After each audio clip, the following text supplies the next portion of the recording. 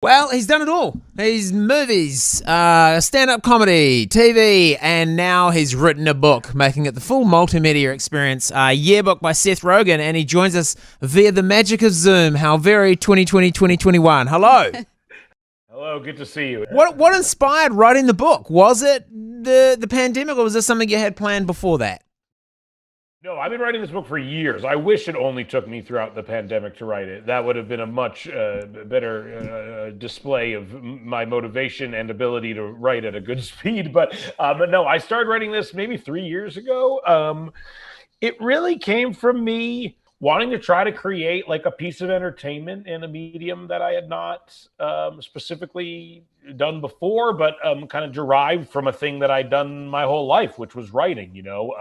I started doing stand-up when I was 13, and I wrote all my own jokes for myself. I started writing Superbad when I was around the same age, and obviously I've written movies since I was in my early 20s, basically. But with all that stuff, the writing itself is not the product. With a movie, a quote I've heard a lot is like, a screenplay is just an invitation to come collaborate on something. It itself is not anything, and so I was interested in writing something that itself was the product and was funny. I mostly just wanted to write a book that was funny. That was really my goal here. Yeah.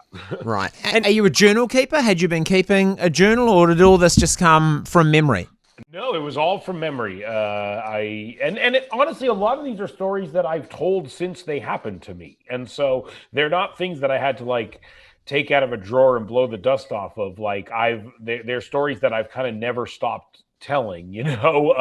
Stories that from the day after they occurred to me until now are stories that I always thought were entertaining and made people laugh when I told them, and so they're stories that I'm familiar with. So there are some wild stories about you with celebrities, like going to Tom Cruise's house, Steven Spielberg. Are you worried that they are going to be like, stop talking to you? Yeah. I hope not. Maybe, probably. I think some of them don't like me already, so that's okay. I've told this George Lucas, Steven Spielberg movie for years on talk shows. I've told it before. And I was just cast in Steven Spielberg's next movie, so he doesn't seem to mind. Luckily. But yeah, I don't. I think probably... I think some of these people won't like me very much after this, but I don't know if they like me. I don't know if they like me. That's assuming they liked me before this, which is not something I'm going to do.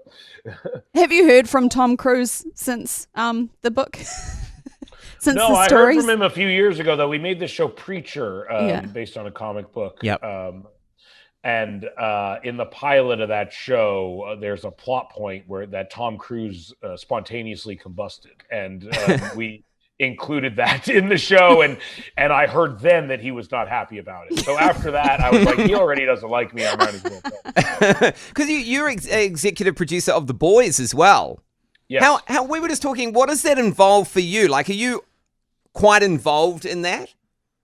Or do you just... At times, I was very involved in getting the show off the ground.